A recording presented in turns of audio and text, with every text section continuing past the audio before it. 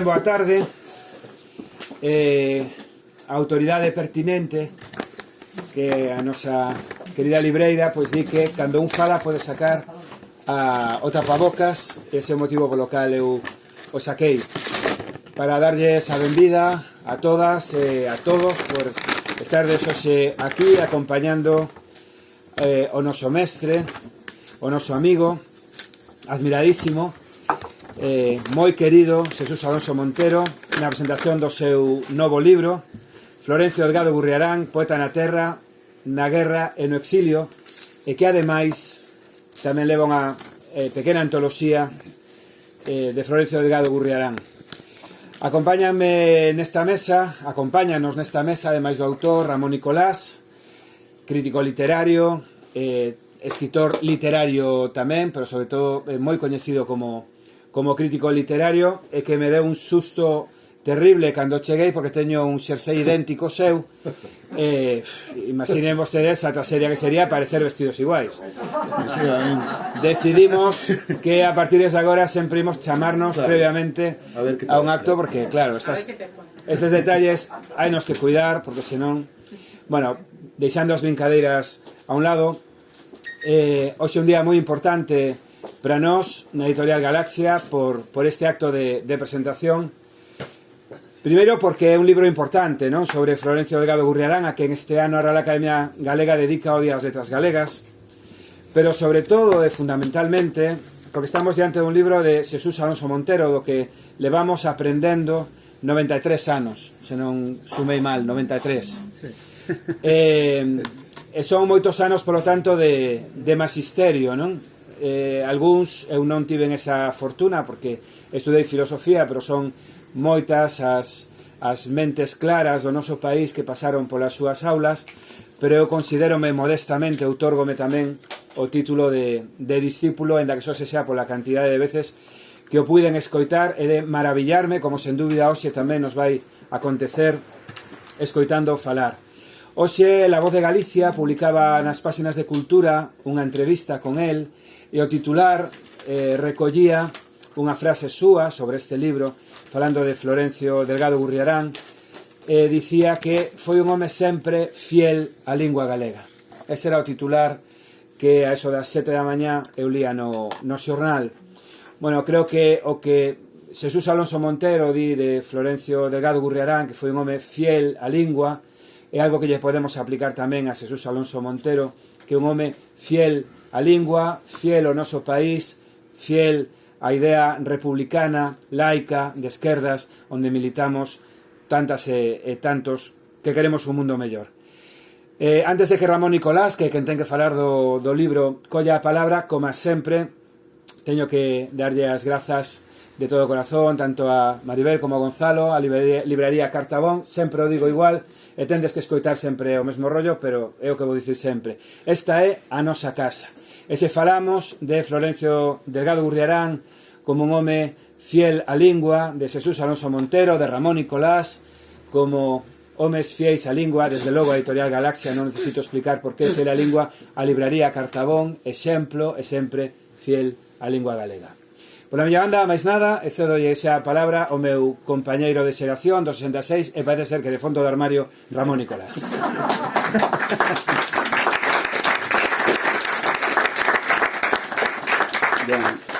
Moitas grazas Francisco por desvelar estas cuestións xa un pouco íntimas, pero en fin, estamos en familia. Grazas a todos vos por virdes, grazas á librería Cartabón, a casa dos meus amigos, a miña segunda casa tamén, e por suposto grazas a don Xesús por pensar en min para acompañalo neste día festivo, porque a presentación dun libro sempre o debe de ser.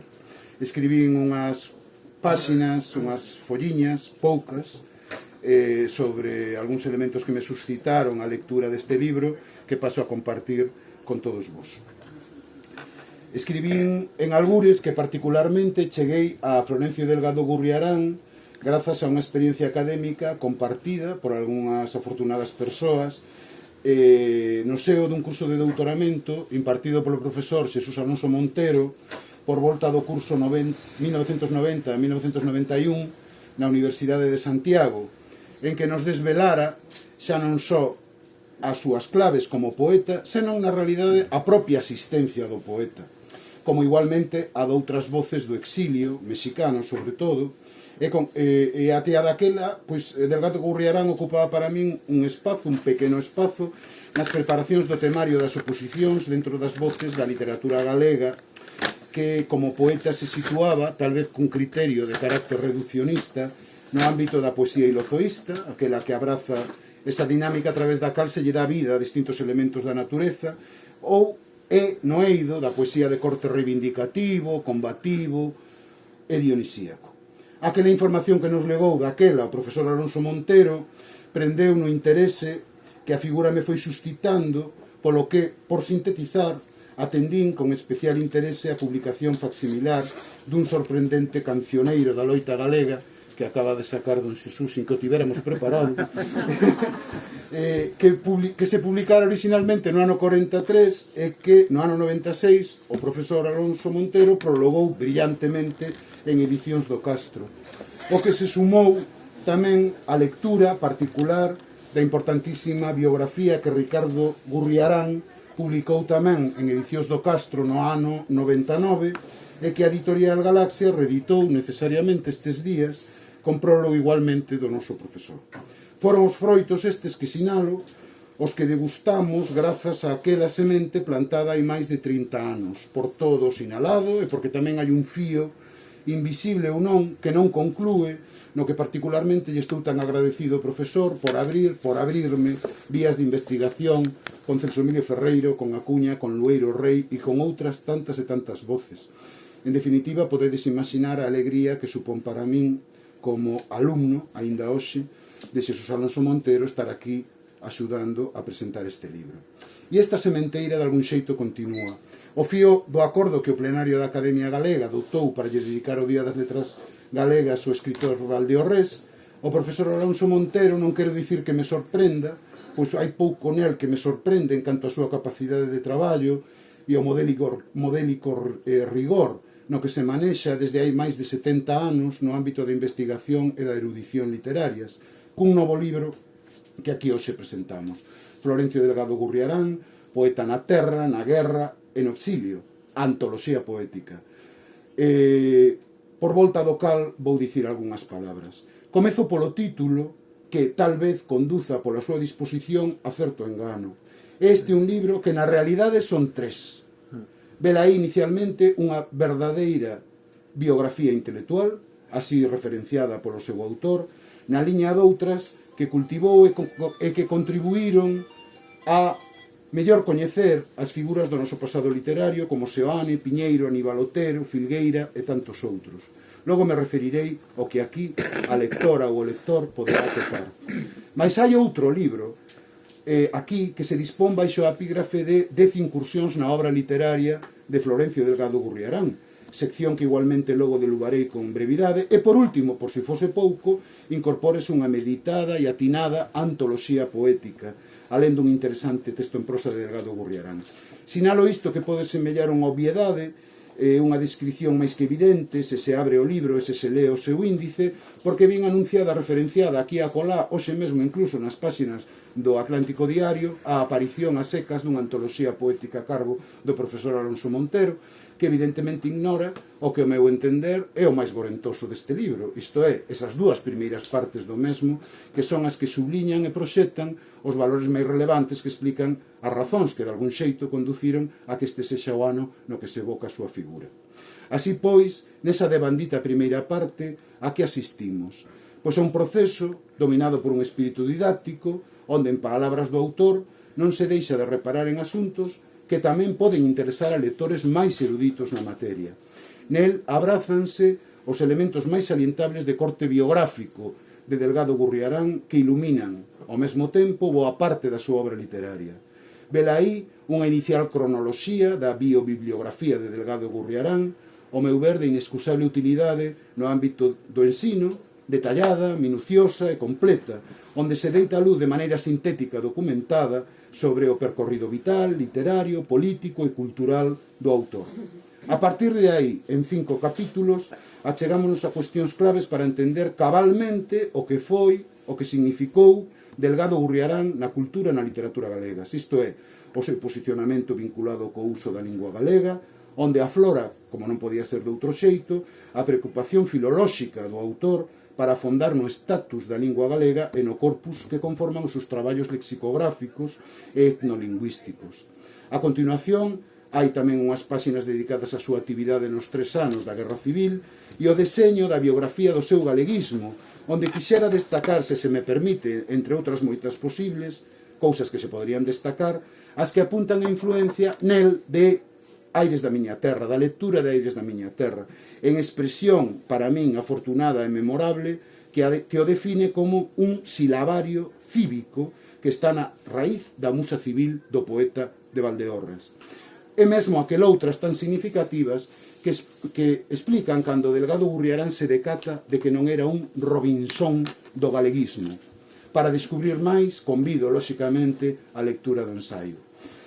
Esta sección que nos ocupa conclúe con unha referencia que ilumina a figura de Delgado Gurriarán e dos escritores galegos en México e unha análise moi luminosa do seu oficio de poeta, espellado nos seus libros, que lóxicamente son atendidos coa atención precisa e que se describen para un público amplo os valores que conteñen Bebedeira, Galicia infinda, Cantarenas e o soño do guieiro. Alén de subliñar, eu creo que isto é importante, o seu traballo, importante, desde logo, como traductor, constituindo estas páxinas tamén pois de unha plataforma de extraordinaria utilidade para comprender o percurso literario en xeral ou global de Delgado Gurriarán e que son operativas para coñecer de primeira man ese mundo literario no que se recrea a matria valdeorresa e as dimensións sensuais, dionisíacas, sociolingüísticas e combativas que se encerran na súa obra poética coñecida. A segunda parte, a que me refería ao comezo da miña intervención, ofrece 10 incursións na obra de Delgado Gurriarán, no que o autor do ensaio revela esa capacidade rara por infrecuente nos estudos literarios de noso, con diversos aspectos que posibilita, ir trazando fíos que dialogan ou que se vinculan con diversos aspectos que o autor homenaxeado suscita. Vela aí as epígrafes que analizan escribir e publicar en lingua galega do 36 ao 49, os poemas sociolingüísticos, as respostas para o inquérito de Filgueira Valverde na antoloxía consultada do 36 na de Del Riego do 55, sen esquecer as brillantes análises que nos achegan as dimensións que suscitan, por exemplo, o poema Rumba, o primeiro texto da poesía negra en galego, ou un conto en verso inspirado nun romance da tradición oral. Ou o poema Amencer, en palabras de Xosé Alonso Montero, tal vez un poema prosoviético. Sen esquecer os poemas anticatólicos do autor e outros 2 contra Franco. É máis a necesaria e precisa exéxese dun libro colectivo de denuncia como foi o xa sinalado aquí Cancioneiro da Loita Galega.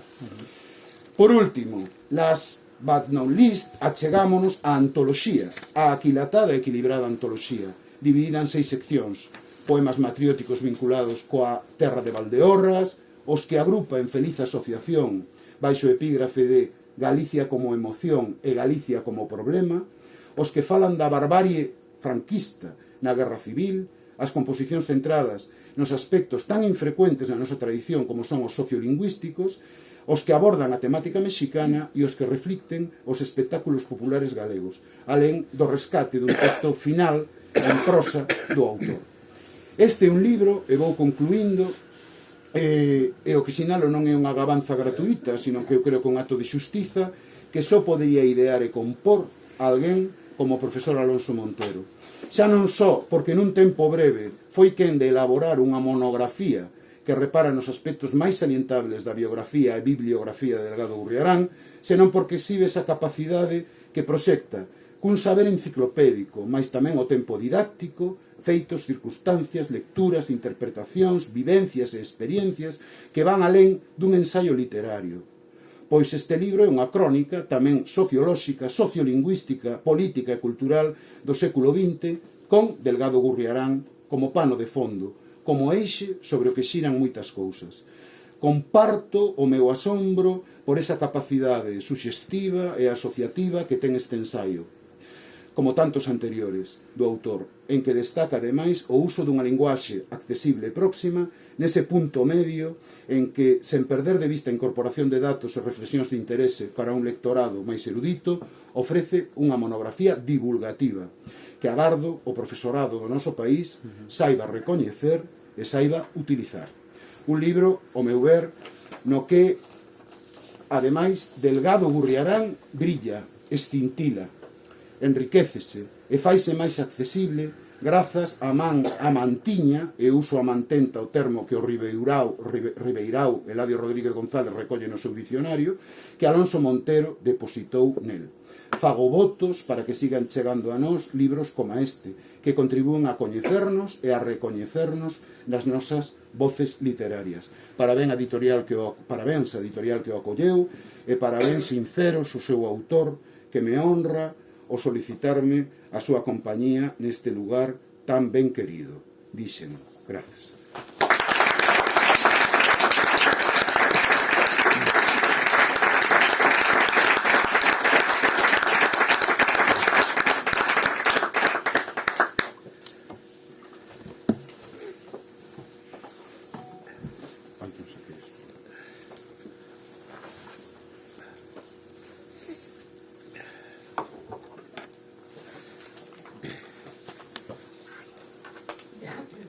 Boas noites, miñas donas e meus señores.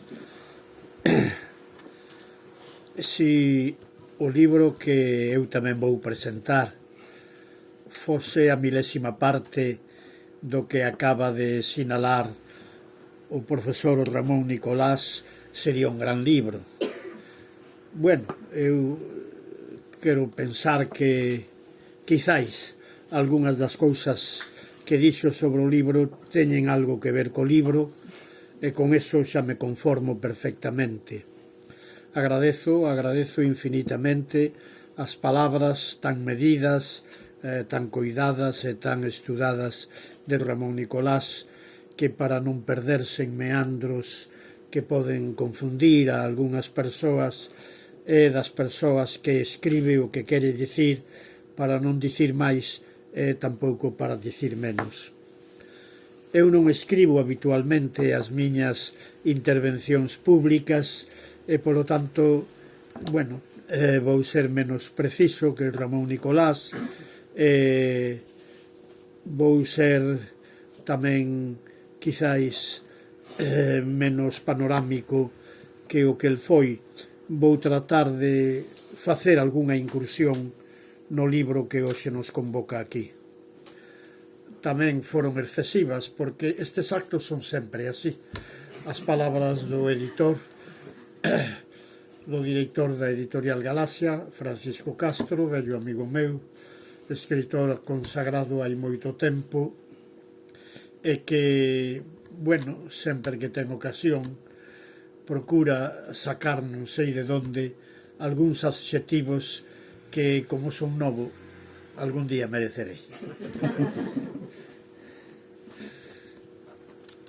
Tamén agradezo isto, fago moi sinceramente, a Maribel e a Gonzalo, que son os que gobernan esta nave libreira que hoxe nos acolle aquí, polo que fan pola causa do libro en xeral, e pola causa do libro en particular, do libro galego.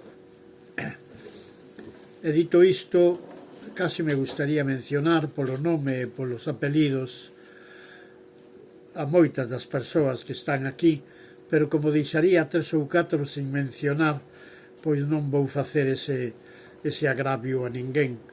Pero, que haxa a presentación dun libro nun tempo de pandemia e que polo menos sirva para que persoas que nos vemos pouco, como Marita e María Navas, etcétera, pois nos vexamos, pois eso tamén é un motivo de ledicia para mí.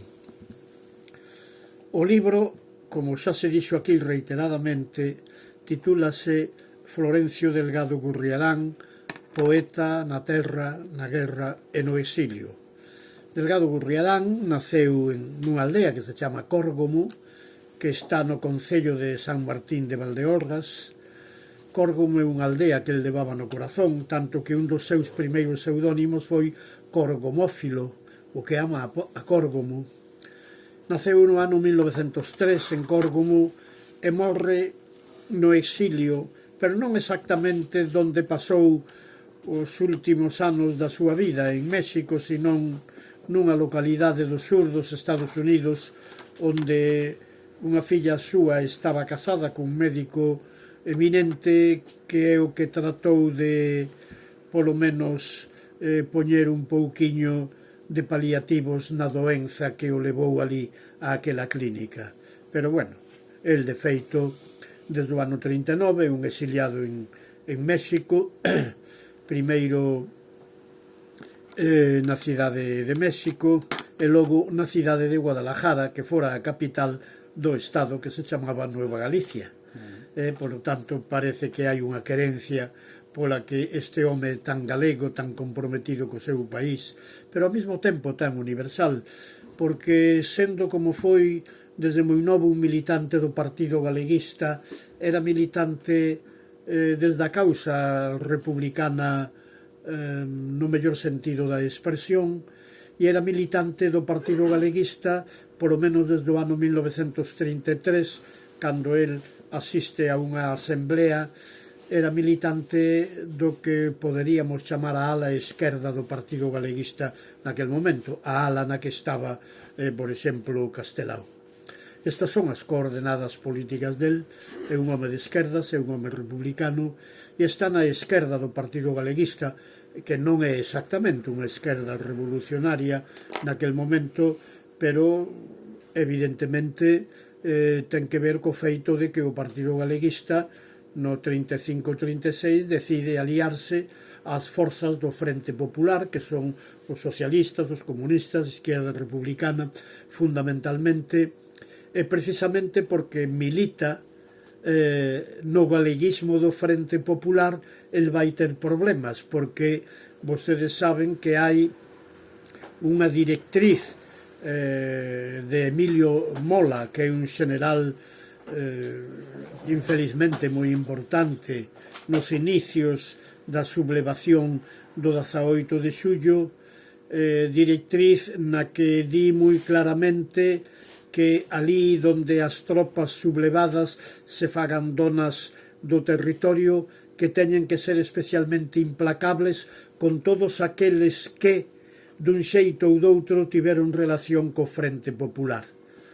A implacabilidade podía chegar naturalmente á morte ou, en todo caso, a outras formas de represión, incluída a tortura, que as houbo moi grandes naquel momento.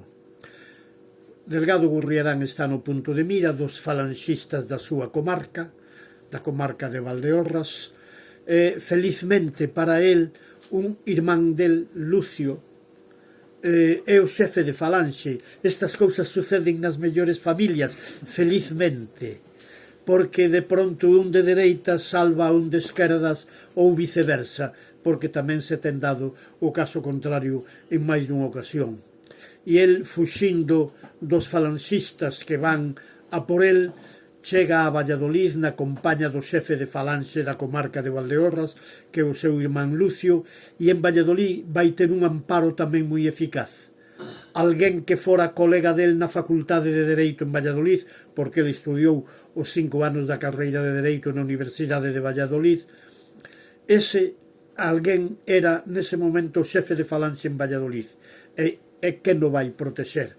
Despois de moitas peripecias, logra pasar a fronteira por Tourén e vai estar un número de meses que non se pode precisar en Portugal, e de Portugal pasa a Francia.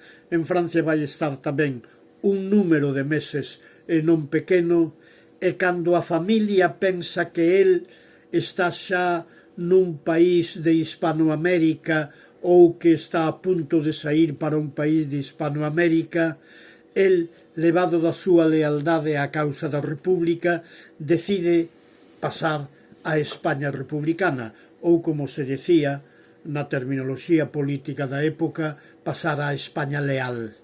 E el pasa a España leal pola fronteira de Cataluña e vai estar aproximadamente 10, 11 meses no ano 1938, primeiro en Barcelona e logo algunhas veces acudindo á fronte de batalla en momentos en que a guerra non estaba moi activa.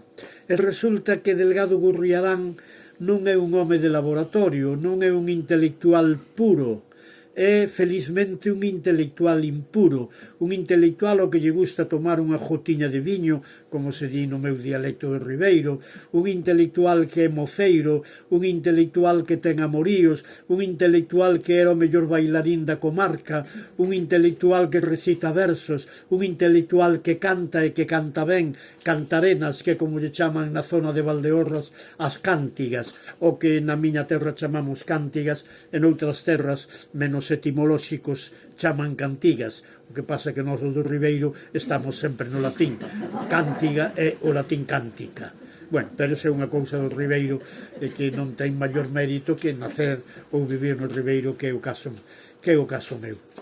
Pois ben, este home moitas veces, cando a fronte de batalla non estaba moi activa, ía con outros amigos de Valdeorras, levado da man de dúas figuras moi importantes da política e militar daquel momento, Enrique Líster e Santiago Álvarez, que era de Valdeorras, como a él, para recitar, para cantar, para bailar, para animar os soldados.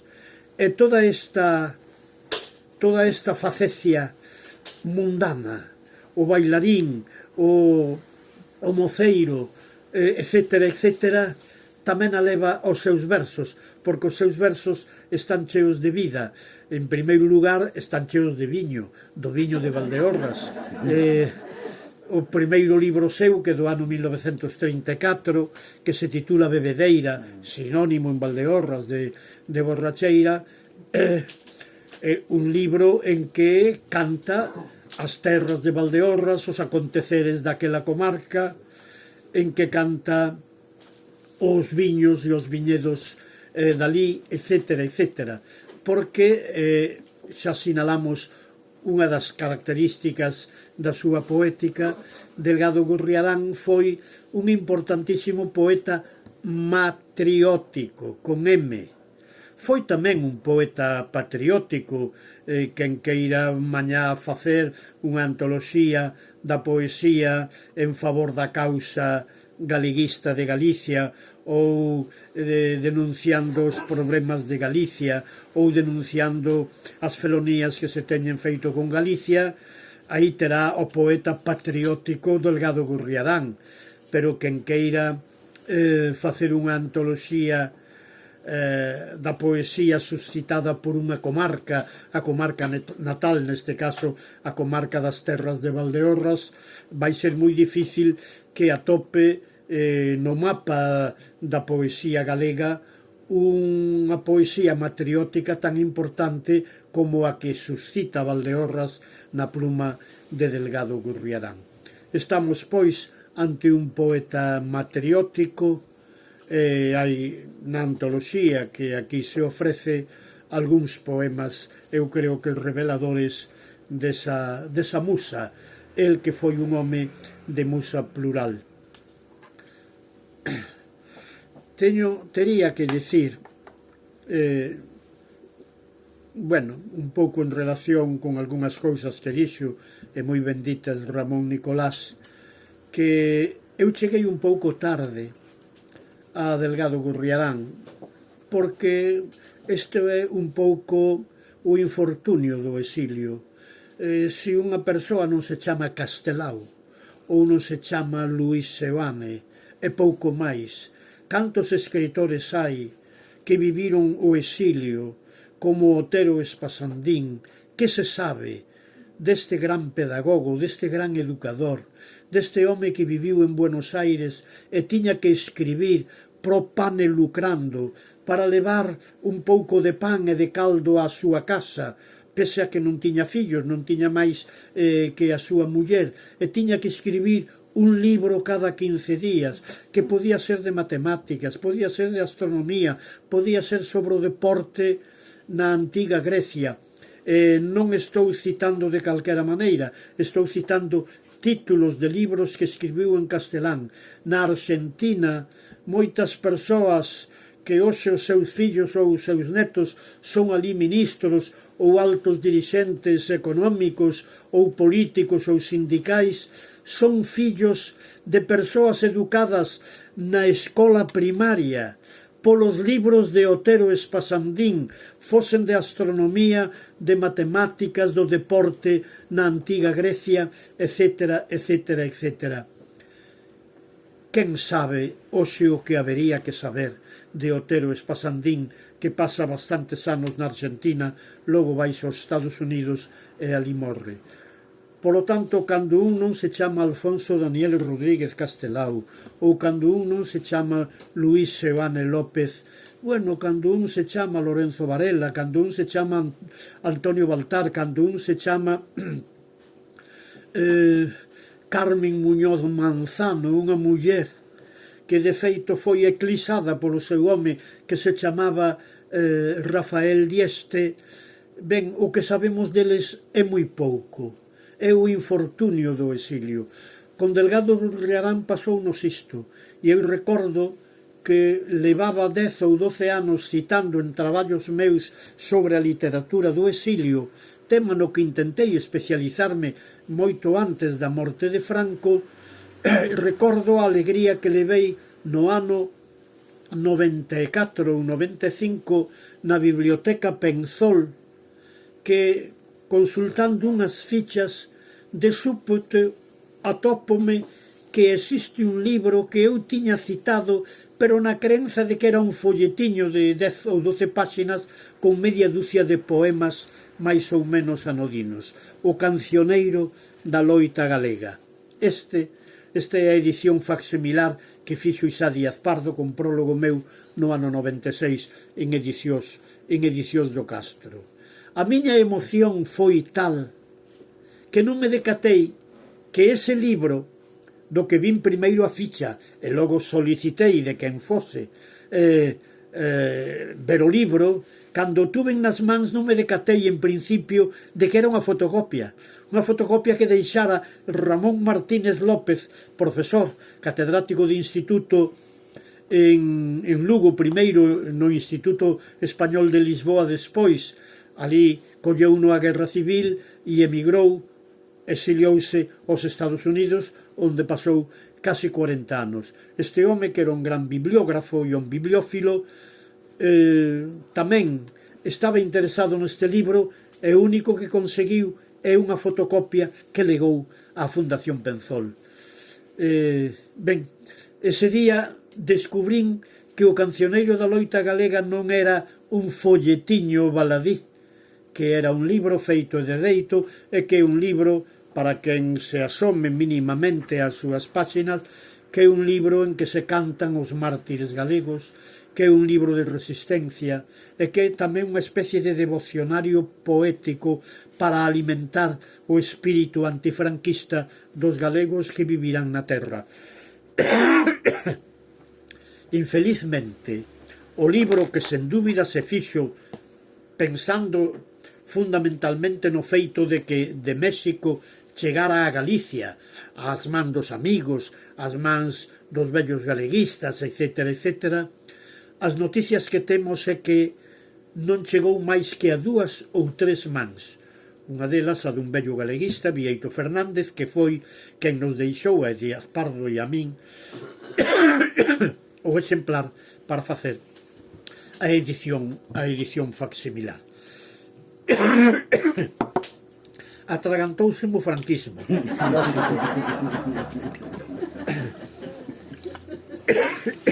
E non é para menos.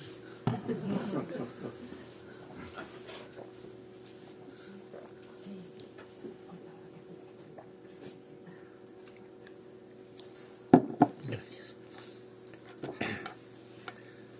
Ben, no ano 96 publicamos O cancioneiro da loita galega, e 3 anos despois un parente do poeta que hoxe nos convoca aquí, Ricardo Gurriarán, fixo un libro extraordinario, magistral, que se titula Florencio Delgado Gurriarán, un poeta galeguista republicano, libro do que saiu logo unha segunda edición e acaba de publicar Galaxia cun prologuiño meu a terceira edición e cun novo capítulo que engade o autor ás edicións anteriores. Hai que decir que eu descubrín a Delgado Gurriarán cando me dediquei a fondo a estudar o cancioneiro da loita galega, pero tamén consultando e con moita atención o libro de Ricardo Gurriarán, porque é un libro donde, aparte do que calquera erudito pode saber sobre esta figura, el, que é parente moi próximo desta familia, tivo acceso a manuscritos, a libretas da época do instituto, da época en que ele estudaba Dereito na Facultade de Valladolid, etc., etc. Polo tanto, aí hai moita riqueza documental e ese é un libro que durante moito tempo vai ser imprescindible. Pero eu teño que recoñecer aquí que terminei de descubrir, se é que o descubrín en toda a súa amplitude, a Delgado Gurriarán nestes meses en que un pouquiño á presa fixen este libro. Terminei de descubrir, entre outras cousas, porque leín algo que non lera cando prologuei o cancioneiro da loita galega. Lín unha entrevista que lle fixo no ano 79 unha investigadora da UNAM, a Universidade de México, do Instituto de Historia de Antropoloxía, chamada Dolores Pla, pero é unha entrevista feita en agosto do ano 79 en 3 sesións de moitas horas que logo se traduce en folios, en 150 folios aproximadamente. E é unha entrevista moi sincera por parte de Delgado Gurriarán, moi modesta, porque Delgado Gurriarán non era, se se me permite o coloquialismo, un tipo fardón, non era un tipo de fachenda, sempre falaba cunha gran humildade do que fixo. E o que fixo foi moito, porque eu acabo de mencionar o Cancioneiro da loita galega, que certamente non é un libro del, é unha colectánea de textos poéticos organizados por el, textos, algúns dos cales eran anteriores á Guerra Civil, pero que estaban na liña patriótica, e logo textos que son contemporáneos ou posteriores á Guerra Civil, porque o tal cancioneiro é de 1943, e así figura xa na portada, publicado polo Partido Galeguista en México xusto nesa data. Pois ben, o Cancioneiro da loita galega é un libro coordinado por el, ideado por el, e moitos dos poetas galegos que viven en México, entre eles unha poeta galega, Conchita Lamas, casada con Ramiro Isla Couto, pois que a única poeta muller que aparece no cancioneiro é unha das poucas escritoras que vai dar o exilio intelectual galego en México. Pois ben, el foi porque era quen mellor coñecía a lingua galega, quen máis se preocupaba de leer libros, tratados que perfeccionasen o seu galego e que mesmo lle desen a el un pouquiño de luz sobre a historia do idioma, sobre as vicisitudes do idioma, sobre a problemática do idioma. Estou seguro que se filmasen algunhas das escenas que sen dúbida existiron no momento en que se está compoñendo o cancioneiro, moitos dos poemas son poemas en que el foi o asesor, en que el foi o corrector, en que el foi a persoa que orientou ou que indicou cales deberían ser os usos idiomáticos axeitados en cada composición. Este é un papel que vai xogar non só no Cancioneiro, na revista Saudade, que é do 43, e na revista Vieiros, que é un pouco posterior. Ele é o lingüista do Grupo de México. Ele é o home ao que acoden os demais, porque os demais confían no seu saber, confían no seu criterio idiomático. Aquí tamén falou Ramón Nicolás dunha cuestión sociolingüística moi importante. Nace no ano 1903. Resulta que ele é fillo de casa ben. A familia ten viñedos dunha certa importancia. Son ricos pola casa, como se diría no meu dialecto cando eu casi pasaba fame nos primeiros anos da posguerra. Pero que, ademais, Delgado Gurriarán é fillo dun señor Delgado que é perito agrimensor, o que hoxe chamaríamos perito agrícola ou quizáis enxeñeiro técnico agrícola. Polo tanto, non é un labrego, non é un xornaleiro, non é un home que pertenza na comarca de Valdeorras ás clases subalternas, pertenza a esa clase que xa daquela fala castelán. Eu, 20 anos despois, e conto porque sempre que podo meto a miña biografía nos libros, porque eu teño moita biografía.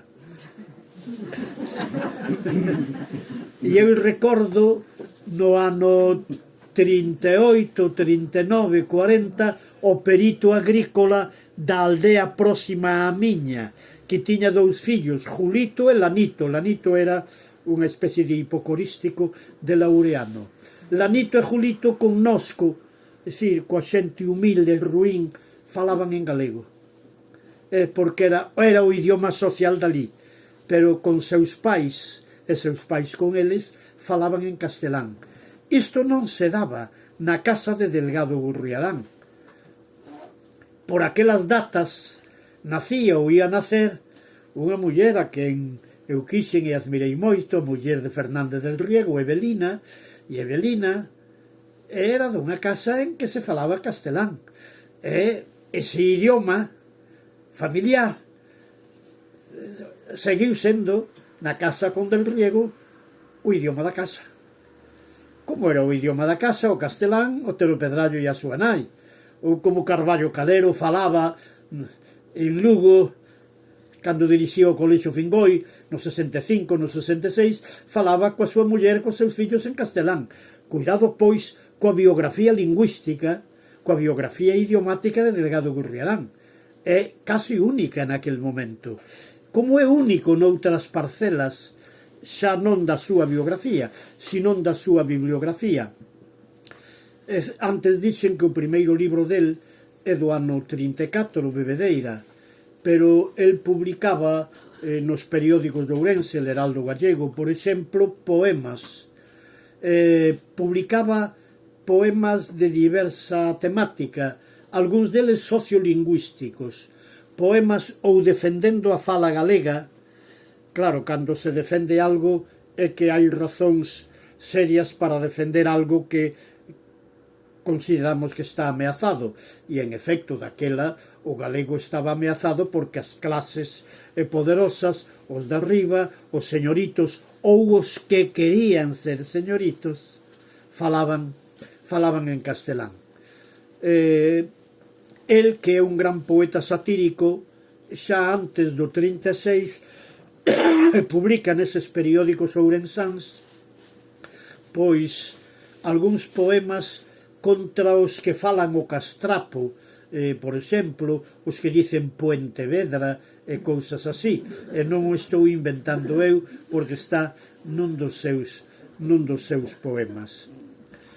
A poesía sociolingüística é un fenómeno que se dá en Delgado Gurriarán, porque eu, facendo memoria, é un tema que teño traballado cunha relativa frecuencia, non atopo na República ningún poeta do seu tempo ou dunha idade máis ou menos aproximada que faga poesía sociolingüística.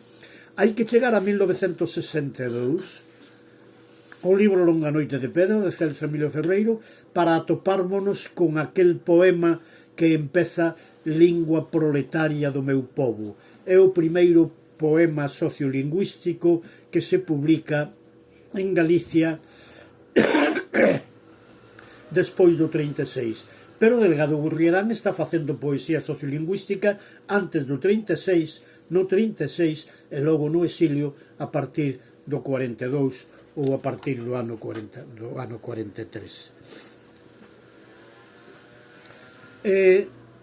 Xa adiantei que no ano 38 está en Cataluña, sobre todo en Barcelona, e en Barcelona vai ter responsabilidades políticas importantes, entre outras cousas porque sabe moi ben o francés e vai ser un gran traductor do francés, como sabe moi ben Estela Maris González Balbuena, que coñece, ten leído con atención algún dos poemas del verquidos do francés á lingua galega.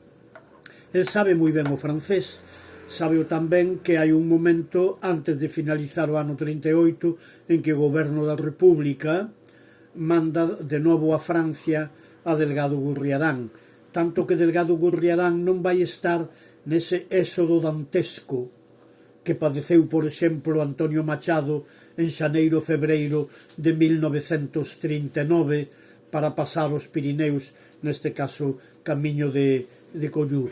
El chega con pasaporte diplomático do goberno da República, chega a territorio francés e ali vaise dedicar a tratar de que os refuxiados encontren un barco para iren ao país que máis lles conveña. Nun deses barcos, no Ipanema, xa entrado o ano 1939, el vai chegar a México.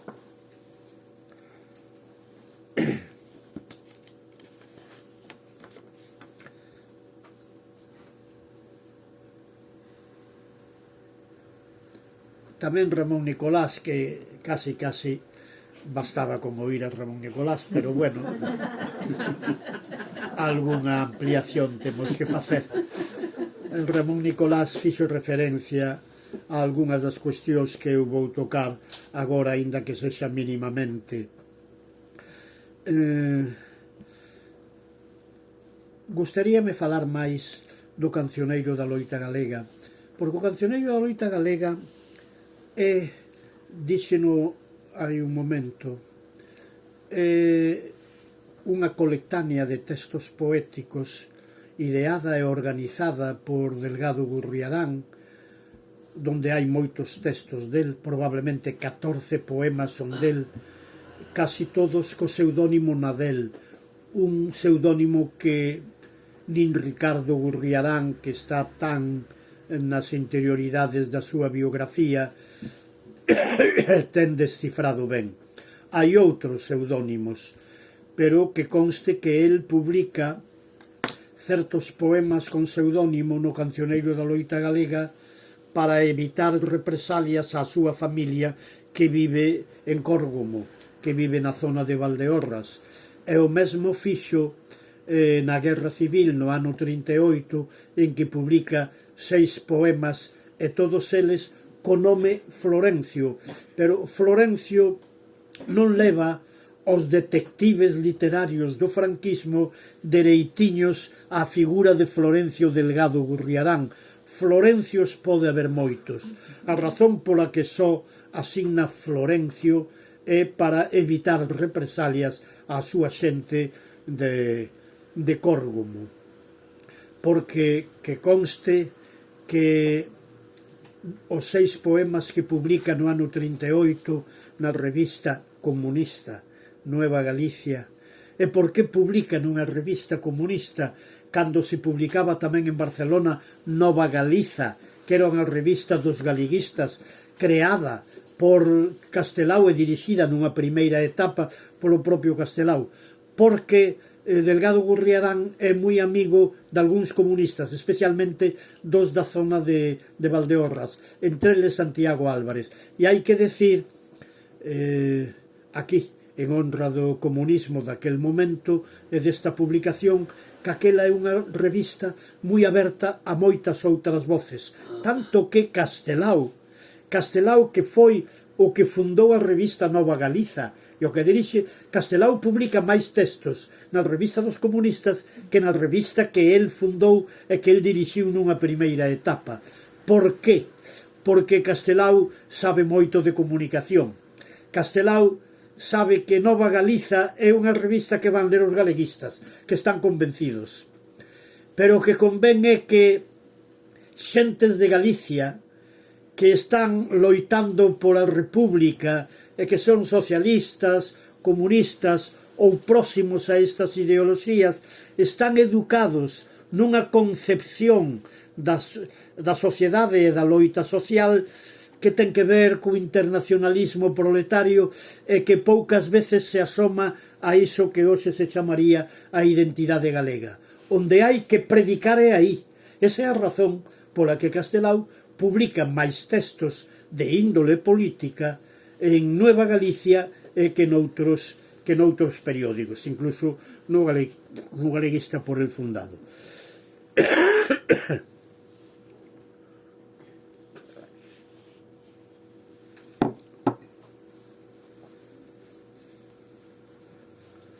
Este Delgado Gurriarán, que publica 6 poemas, entre os poemas hai 2 dedicados a Franco. Obviamente non son laudatorios, porque creo que xa adiantei ou xa o dixo Ramón Nicolás, Delgado Gurriarán, entre as súas grandes facetas literarias, ten a de ser un gran poeta satírico. Digo poeta satírico e digo con cuidado, porque nunha entrevista que lle fixo no ano 36 Filgueira Valverde, el deixa caer que a poesía satírica non acaba de ser poesía, é, digamos, poesía de segundo ou de terceiro nivel, pero a sátira está aí. Hai poemas satíricos que, como sátiras, non sei se como poesía, pero como sátiras son extraordinarios. Eu non sei se é un gran soneto aquel de Eras un hombre a unha nariz pegado, de Quevedo. Eu prefiro aquel outro soneto, Polvo serán, mas polvo enamorado, inda que hoxe este verso dá lugar a lecturas bizantinas. Non. Pero, bueno, ese é un dos grandes sonetos da literatura europea. E non o é. O soneto satírico Érase un hombre a unha nariz pegado, pero o talento satírico de Quevedo está aí. Pois o noso Quevedo do século XX, antes de Celso Emilio Ferreiro, que é case como Quevedo, sobre todo cando fai diatribas contra Franco, o noso satírico é Delgado Gurriarán. Ten un poema titulado, unha sátira, Franco Franquiño, home pequeno, home pequeno fol de veneno. Sí. Franco Franquiño, o niño pequeno, Franco Franquiño, fol de veneno. Fol de veneno. Non me gusta moito, porque un dos homes máis grandes que deu a historia da humanidade nunca mediu máis de un 49, e chamábase Antonio Gramsci. Por lo tanto, non hai que meterse con Franco por ser baixo de estatura. Hai que meterse coa súa pouca estatura moral e coa súa gran estatura sanguinaria. Eso sí, eso foi grande. Gústame máis Farruquiño, que é tamén unha sátira contra Franco. Obviamente, estes poemas non os podía asinar co seu nome e cos seus 2 apelidos, nin cando os publicou na Guerra Civil no ano 38, nin cando os reproduce anos despois no Cancioneiro da Loita Galega, donde hai, por exemplo, un soneto que é un auténtico epicedio á figura dun mártir galego que é Alexandre Bóveda, aparte de que hai un romance a Alexandre Bóveda. Pero estaba dicindo do Cancioneiro da Loita Galega que é unha colectánea un pouco problemática, porque un lector que hoxe vexa o libro desde unha perspectiva republicana decátase que hai como unha limitación, porque, en primeiro lugar, o libro está dedicado só a galeguistas que morreron, como os primos de Castelao, José Losada Castelao e Manuel Rodríguez Castelao, que morreron no Boueva, que se suicidaron para fuxiren das gadoupas dos xendarmes franquistas, que antes de matalos torturaríanos. Por eso se suicidaron ali 4 comunistas, 3 socialistas e 2 galeguistas. Dos 4 comunistas, un era muller. Ben, por certo, está dedicado a todos os galeguistas que teñen un certo nome, menos a Alexandre Bóveda, que debeu de ser un lapsus, un despiste, porque o libro imprímese nunha cidade que se chama Durango, non está ali Delgado Gurriarán, e hai unha persoa intermediaria entre a imprenta e Delgado Gurriarán. Non se comprende porque non está dedicado a Alexandre Bóveda. Pero logo os mártires, tanto os chorados nas elexías de Delgado Gurriarán como na doutros poetas galegos residentes en México, son mártires galeguistas. É que non hai mártires comunistas, socialistas, de izquierda republicana, anarquistas, etc. Isto deberono de advertir os propios exiliados mexicanos, porque 2 meses despois de publicado o Cancioneiro da Loita Galega, publicouse un folleto de 30 páxinas en castelán titulado Galicia bajo el terror. Entre os artigos asinados, que son poucos, casi todos son anónimos, hai un dedicado a Alexandre Bóveda, pero tamén hai un dedicado a Benigno Álvarez, que é un dos fundadores do Partido Comunista en Galicia, que era de Maceda, provincia de Ourense, e que tivo unha morte verdadeiramente terrible. Ben, supoño que este libro é un pouco a réplica, a concepción un tanto limitada que se dá no Cancioneiro da Loita Galega. Pero, bueno, o Cancioneiro da Loita Galega, con esta limitación ou non, de feito, non chegou a Galicia. Chegaría a 2 persoas, a 3, a 4, a 5. Persoas que probablemente non fixeron circular este libro, porque facer circular este libro no ano 43, no ano 44, no ano 45 era verdadeiramente arriscado.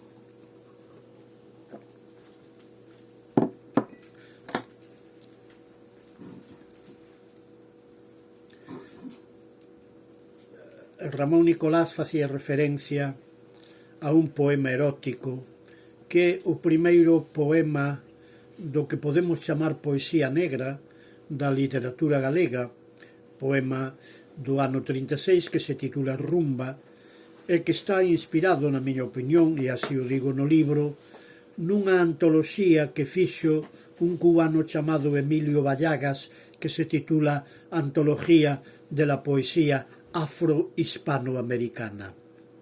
En Rumba retrátase o noso autor de corpo inteiro.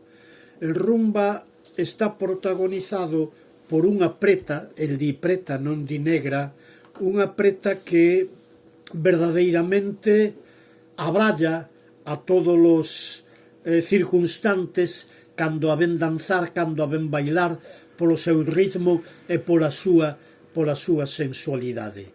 Non sei de ningún outro poema.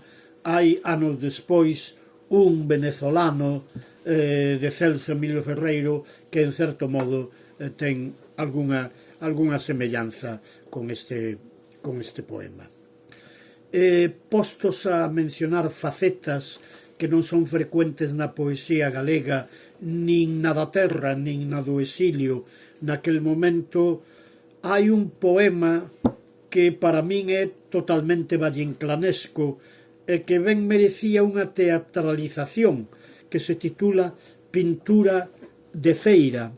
Esta Pintura de Feira é un poema no que Delgado Gurriarán nos describe nunha feira calquera a un cego tocando violín e cantando un argumento verdadeiramente truculento, como do Crimen de Cuenca ou algo así, mentras unha neniña co punteiro vai sinalando as estampas en que aparecen as escenas que o cantor vai mencionando.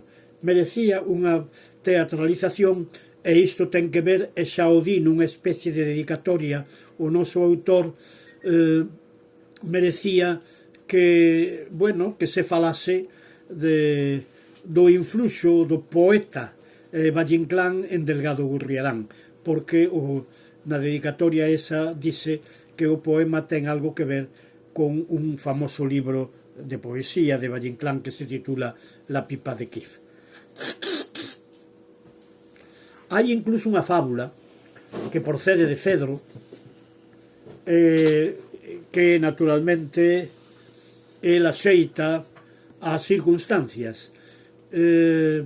Como todos vostedes son moi novos, non recordan cal foi o primeiro referéndum franquista, pero eu recordo, foi no ano 48. No ano 48, por referéndum, decidimos os españois libremente que despois de Franco viría a monarquía.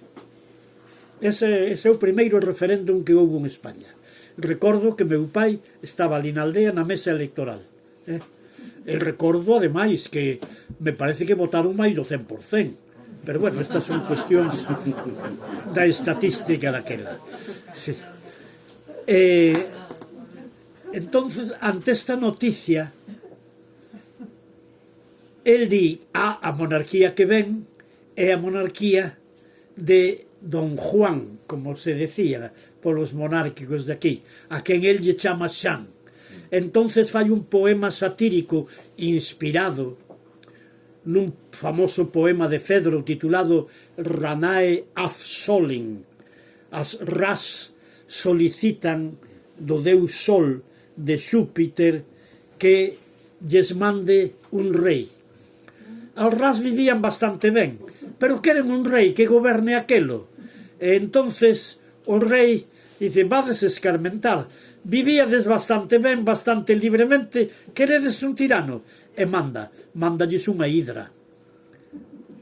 E entonces cada vez están peor, mandan recados a Xúpiter para que lles mande outro rei, entonces mándalles un leño, hasta que se decatan al ras que aquelo é un leño, etcétera, etcétera.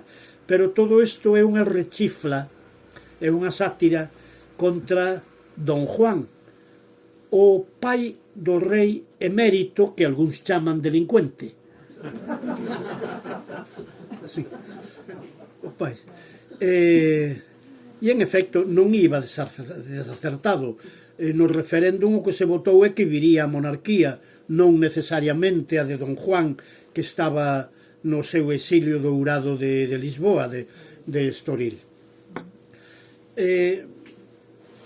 Esta é unha faceta máis deste poeta tan polifacético e que, bueno, é capaz tamén de escribir dous poemas que estou seguro que algún crítico así un pouco de criterio pacato pode pensar que son poemas anticatólicos.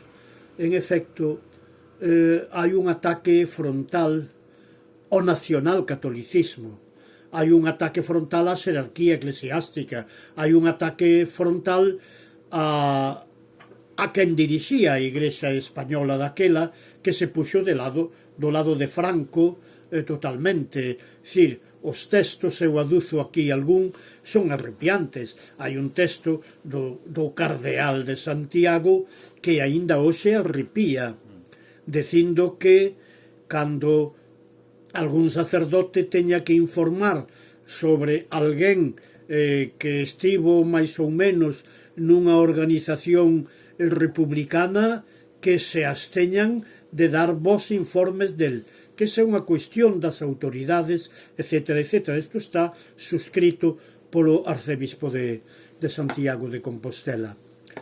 Delgado Gurriarán era católico, como era católico Castelao. católico e católico fervente era Castelao, pero Castelao falando da igrexa cómplice, ao falar da cruz, como a que temos aí no Castro, esa é a cruz gamada.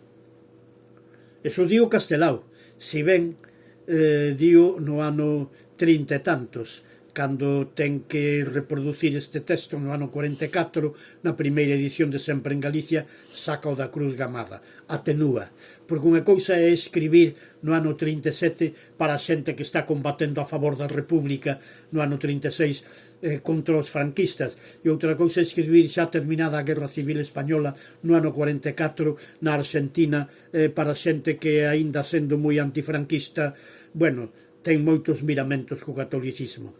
Eu creo que tanto Castelao nun sentido, como o propio Seoane, que era católico, noutro sentido, e o propio Delgado Gurriarán, están contra o catolicismo que non é cristián. Dito así dunha maneira un pouco lacónica. Faría unha última observación que sempre fago, sobre todo cando na mesa está Ricardo Gurriarán, que tanto sabe do seu parente e que de un libro tan magnífico fixo. Entre os 6 poemas da Guerra Civil do 38 hai un que se titula Amencer, que na miña opinión é un poema un pouco filocomunista e prosoviético, pero que hai que entendelo naquel contexto. Para moita xente de esquerdas, aínda que non fora de esquerda revolucionaria, o único país que eficazmente está axudando a República e a Unión Soviética. E, por tanto, eso suscita un tipo de simpatías que dá lugar incluso a versos como este do poema Amencer, que logo Delgado Gurriarán retocou bastante, porque Delgado Gurriarán fixo ao final da súa vida manifestacións bastante anticomunistas. Pero daquela moita xente, sin ser exactamente procomunista, tiña grandes simpatías á Unión Soviética. É o caso de Castelao. Castelao, nunha carta que está aí, escrita a un galeguista que non era revolucionario, que vivía en Buenos Aires e que se chamaba Rodolfo Prada, di, traduzo ao galego porque a carta... Sí, non traduzo. Non, porque esta carta a Rodolfo Prada está en galego, donde di, por exemplo, entre outras cousas, eu son hoxe na Unión Soviética considerado o dibuixante revolucionario máis importante do mundo.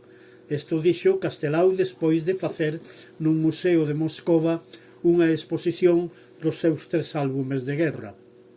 Bueno, pois nesa carta dille o propio destinatario, Rodolfo Prada, dice, neste momento, cando el xa embarca en Leningrado, camiño de Londres e de París para logo chegar a Barcelona, di neste momento en que pasei por Londres e por París, pois non me sentiría a gusto en ningunha destas cidades, sentiríame moito máis a gusto en calquera das cidades da Unión Soviética. Aquí non hai unha declaración de comunismo nin de radical prosovietismo. Hai moita simpatía a aquel país e hai un Castelao que viu o que viu, porque no ano 37-38 as purgas na Unión Soviética eran moi duras, pero ele non as viu. Por lo tanto, el non é desleal, é dicir, el está falando da Unión Soviética que viu. Bueno, viu os colhoses, viu as escolas maternais, viu as residencias de descanso dos traballadores, etc., e viña verdadeiramente impresionado. Nese contexto é onde hai que situar ese poema Amencer de Delgado Gurriarán, que eu digo que en algunha medida é filocomunista, en algunha medida é prosoviético. E para finalizar, fun tratando de mencionar algunhas das facetas da poética de Delgado Gurriarán.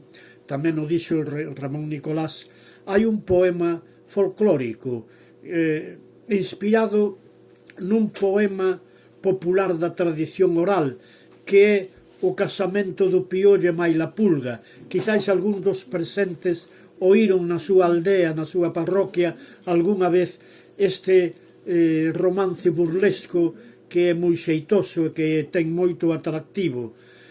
Bueno, el coñecía unha versión que se cantaba daquela alá en Córgomo e noutras aldeas de Valdeorras, e fixo unha ampliación do texto que lo ira ali na súa terra natal.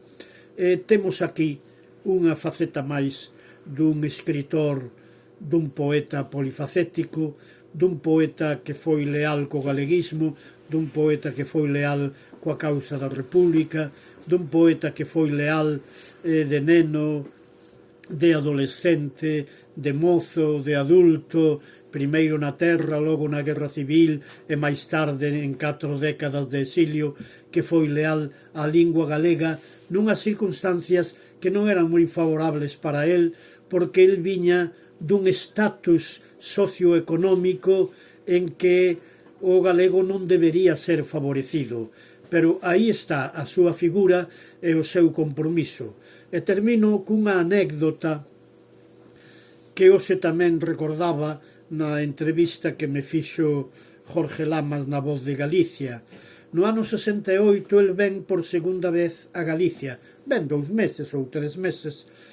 Bueno, está coa súa xente en Valdeorras, visita aos vellos galeguistas, etc, etc. E aquí está en Vigo e vai con Fernández del Riego a unha misa en galego do Padre Seixas. Coñecéchelo, non, Marita? O Padre Seixas é unha figura admirable. Eu, se algunha vez volvo ao seo da religión católica, gustaríame volver por esa porta. Bueno, pois o Padre Seixas dixo a misa en galego e, de súpeto, a homilía tamén en galego.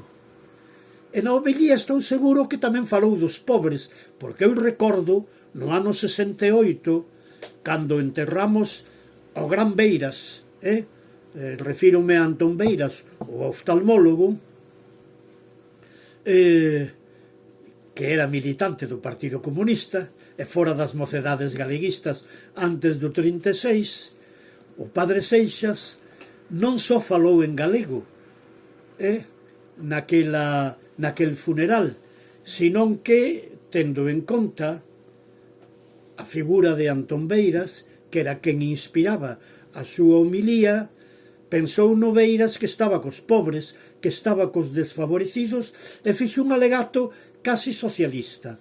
Estou seguro que a misa que oíu á beira de Fernández del Riego Delgado Gurriarán no ano 68 aquí en Vigo, non só falou de que había que defender a lingua galega, senón que había que defender a lingua galega porque a lingua galega ten un timbre de honra que teñen moi poucos idiomas. É a lingua dos pobres, é a lingua dos desfavorecidos, é a lingua dos escarnecidos. Isto xa dixo moito mellor que a min Curros Enríquez en 1880. Sabía moi ben o Padre Seixas. Entón, nese momento, conta moi ben Fernández del Riego, que é o cronista deste episodio. Nese momento Delgado Gurriarán botas a chorar. Termina a misa, dalle unha gran aperta ao Padre Seixas e dille: Padre, nin nos soños máis grandes da miña vida eu imaginei que puidera estar nunha situación como a que vostede hoxe me fixo vivir. Porque el non era un galeguista folclórico, hai que falar o galego, cantar en galego, defender así retóricamente o galego. O galego deféndese se facemos o esforzo de que o galego estea nas institucións, de que o galego estea na escola, de que o galego estea na administración, e de que o galego hoxe falen as clases cultas, as clases acomodadas e as clases ilustradas. Aí está a cuestión, como xa estaba daquela. E de súpeto ver que unha institución, aínda que representada por poucos Padres Seixas, moi poucos, 8, 10, 12, 14, que unha institución como a Igrexa utilizaba o idioma galego para artellar unha homilía daquelas características, a el fixo chorar. Con esta anécdota e cunha homenaxe ao Padre Seixas termino a miña disertación. Moitas gracias.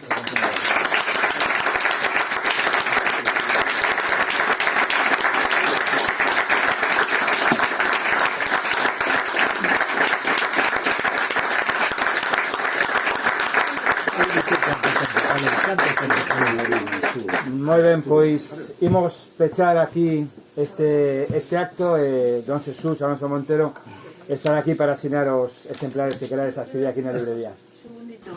Unha pregunta. A miña felicitación é o meu pasmo, é o de todos, pero non é pasmo pola idade. Era igual que tu eras 40 anos, igualiño, sabes? Eres único. Agora quería pedirte un favor, que leras, por favor, a dedicatoria que lle faz no libro. Son 4 palabriñas, sí? Que te leis, A dedicatoria, que leas a dedicatoria. Bueno, esta amiga que Marita Vázquez de la Cruz, unha das mellores amigas miñas e da miña familia, quere que lea a dedicatoria, que di así: para Choncha Concheiro e Francisco Comesaña, que viviron no exilio de México nos anos do franquismo, como Florencio Delgado Gurriarán, e colaboraron nalgúnas tarefas culturais daquel tempo. Para Francisco Javier Comesañas Concheiro, que xa faleceu, e María Ángeles Comesaña Concheiro, dignos fillos de seus pais. E para Juan Manuel Vadillo Comesaña, estudoso en México de Federico García Lorca, no exilio definitivo desde 1936. Poucos nomes tan saudosos para min e poucas lembranzas tan confortantes. Con agarimo e devoción, Xesús.